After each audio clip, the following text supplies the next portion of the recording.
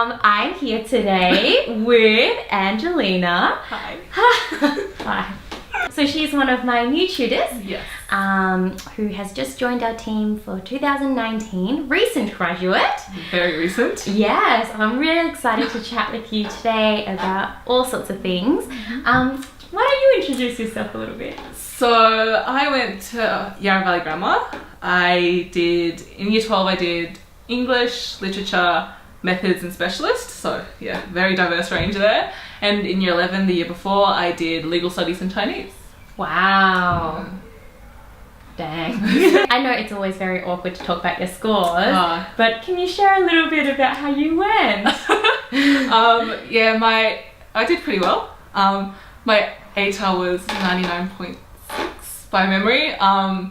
How did your family feel about you getting the results that you got? Like, they were pretty happy. It was more like oh yeah, sounds about right. Yeah. And then that's about it. Oh. Yeah, so it wasn't like a huge reaction. It was just like, yeah. Really? Yeah. They seem like they're quite lax then. I don't think they would be happy with anything lower than a 99. Oh dang. Okay. I know that sounds really harsh. Yeah. But it was like, I guess it was just sort of an expectation on me. Okay. So yeah, that's the way it was. Well, that's interesting. I mean, I want to dig into that a little bit more. So, I mean, I guess it's because Asian. Yeah. You hate to build on stereotypes, but I guess it's sort of true. Yeah. Okay. So tell me about your experience, about that Asian stereotype and having, parents who, really schooled you and, wanted you to do quite well in school. Yeah, I guess this is something that's been ingrained in me for a long time.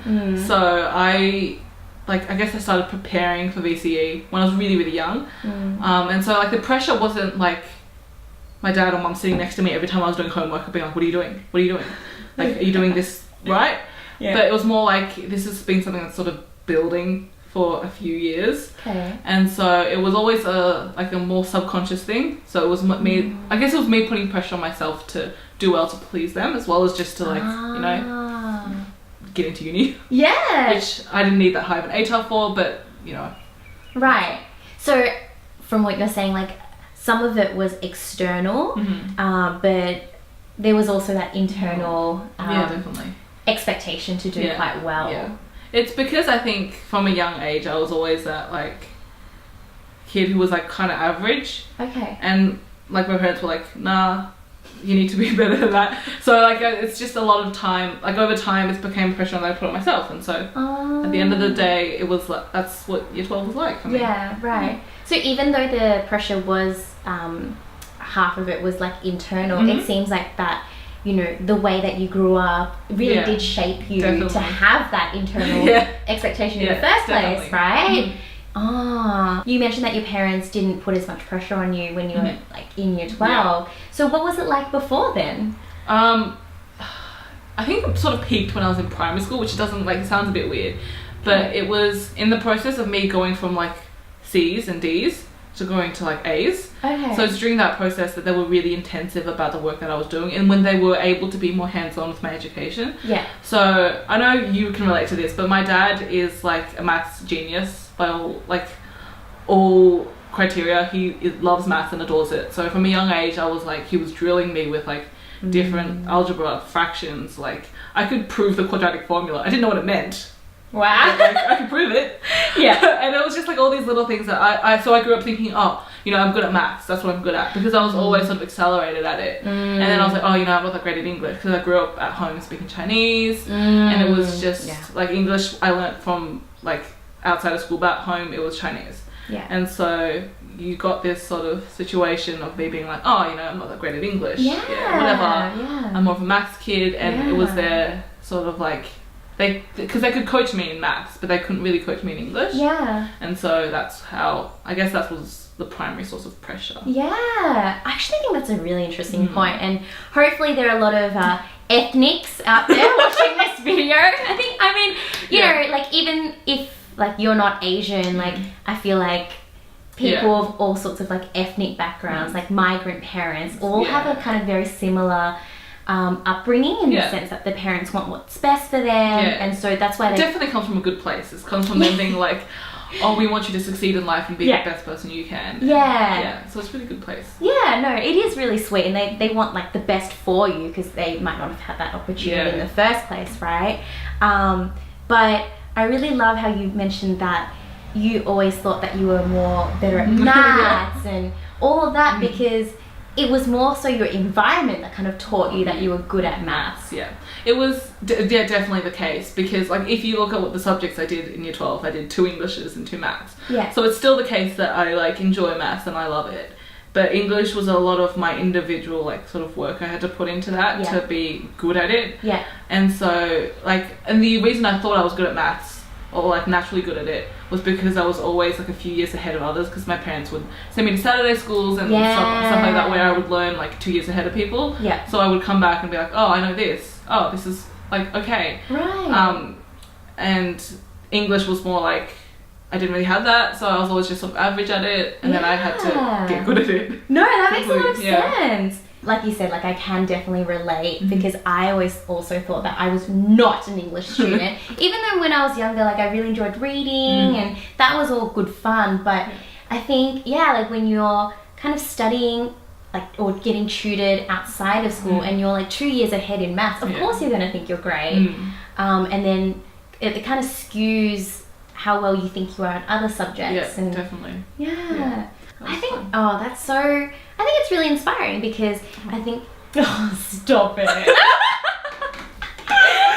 There are so many people out there that I still meet to this day who are very much, they just see it as like a binary, like I'm a maths and science student and that's it. Or I don't think you really meet as many people who are like, I'm an English, arts kind of person, but especially for ethnics, if we're kind of dialing it back to like Asian heritage and all that, I feel like, you know, I meet a lot of people who are like, oh, no, I'm a maths and science person. And they almost like close themselves off to the potential of doing well in English.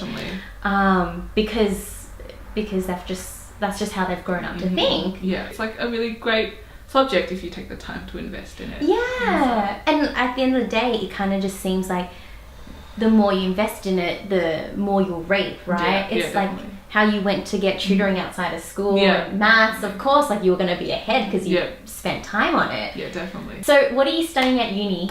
I'm studying... what are you going to study? This is a bit boring, I guess, but I'm studying commerce at Melbourne University. They're also very typical Asian. Very typical Asian. That's why I was like, oh, you know, what a surprise. I am stereotype. Is that something that your family supported you with? Did you just make the choice and they didn't really mind? When people ask my parents what I want to be in the future, they always say a lawyer. So, I don't know. Maybe that's what I want to be. Is there any particular reason why they want you to be a lawyer? They want you to be successful. And I think lawyers and doctors have that sort of status. They have that, they get the monies. they get the middle. They like have the status, they have the respect. And I think that that's what they really want for me. Like, and I understand, I totally get that because I also kind of want that. That's great. It's one of those things that as soon as you're successful in whatever that you're doing, they'll support you for like 100%. So it's like, it's not like if I don't become a lawyer, I'm not, like, it's not good. As long as I'm doing something that one makes me happy and two, I'm like having sort of sustainable income and I'm like able to live, then they're happy. Oh, that's great. Oh, I think that's really insightful. Like, I think, I'm sure a lot of people can relate having parents who want them to be doctors or lawyers. But then again, if we kind of bring it back to what we were mentioning before about how it comes from a good place. It definitely does. They just want you to be successful in the sense that you can take care of yourself and them. and them. Oh my gosh. So true. No retirement homes for your parents. No. You have to look after them. No. I actually had a very similar experience. So I did pharmacy, as you know, and that was deemed to be appropriate. It was health sciencey, so that was fine. And then when I started to move more into like Lisa study guides and doing tutoring, my mum was like, oh, are you sure? Are you sure that's the thing? Are you sure? Yeah, are you really sure about this? And I knew that, you know, she still supported me. I think at the end of the day, like, you know, they still don't mind what you do as long as you're happy, but she didn't really understand it. And I think it's only since I've been able to move into this full-time, really show that, you know, I can take care of myself and, you know, business is growing, things like that, then they're like, oh, okay. All right. Have you got any final kind of advice for any student out there who might be watching this video? Find your own reason to do well and to work hard.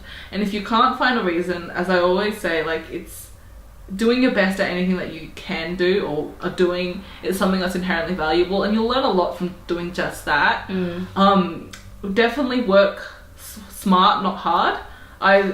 I worked very hard but not necessarily smart all the times, and don't feel guilty about taking breaks or like doing things that make you happy, because otherwise you'll drive yourself insane throughout year 12. Yeah. I learned that the hard way. So, as did I actually. Yeah. We're very similar. See, Asians! Stereotypes! Just fitting right into the mold. Well, thank you so much for being here, joining me, doing this. If you guys haven't watched the videos with some of my other tutors, and I'll just link them above and down below. And if you're interested at all for tutoring, then please feel free to reach out to us. You can do so by going to our website, vcstudyguides.com. We've got a really amazing group of tutors, just like Angelina, who, like, a recent graduate, really know her stuff, read all the texts. All right, cool. We'll say bye. Bye.